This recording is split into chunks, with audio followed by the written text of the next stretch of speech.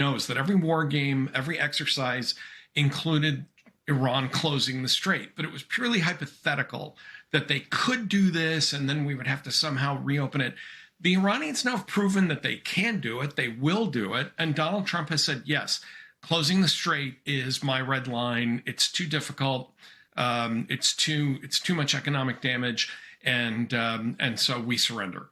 And the Iranians have now made that point, and I don't see them giving up that leverage anytime soon. And the fees, I think, will be the smallest part of it. The bigger problem is that everybody who wants to go through there and everybody in that region is now going to go direct to Tehran to make their deals and accommodations and basically cut the United States out of it. And the president seems to understand that he's been backed into a corner on the strait. Take a listen here. The alternative would be a worldwide depression. We run out of reserves in about 4 weeks. You know, there are reserves all over the world, and we would really run out. And there'll be a time when you wouldn't be able to get it. And you want to see bedlam? He's basically saying that they had him by the collar. What did we gain from all of this? What was this for? He really thought that he was going to collapse the Iranian regime and then walk through the streets of, free Tehran while they were dedicating a statue to him. I mean, I really think that this war was only about about one man's search for glory. There was no forcing function here. It's not like the Iranians were within striking distance of a bomb. The Iranians were not about to begin some big operation. There was nothing that was a proximate trigger that Trump needed to get involved with. He was on a sugar high from blowing up boats in the Caribbean and toppling the president of Venezuela.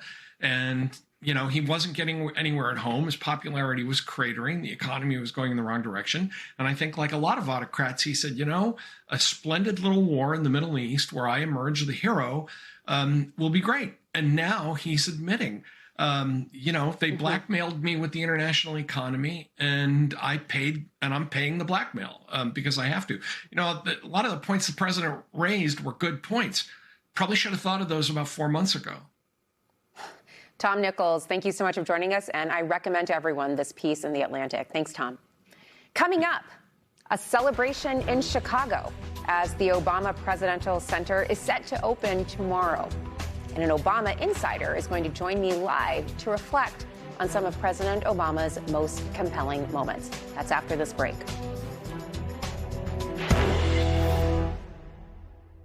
Okay, it's just a laxative. How scary could it be? Honey, relax. It's Miralax. It works with the water in your body for gentle relief. Relax. It's Miralax. For more fiber per serving than any other gummy, try Mirafiber. I avoided the mirror. I felt alone for a long time. I remember going home and praying for it to go away, not thinking it was something wrong with me. I go into a lot of things thinking it's not going to work, and I thought muesli would be the same thing. But it actually worked. More than 700,000 patients have regained their confidence with Muesli's prescription treatments. When you're hopeless and then you find other women who are in the same boat as you suddenly feel okay. We're gonna get out of it together. That's what Muesli did for me.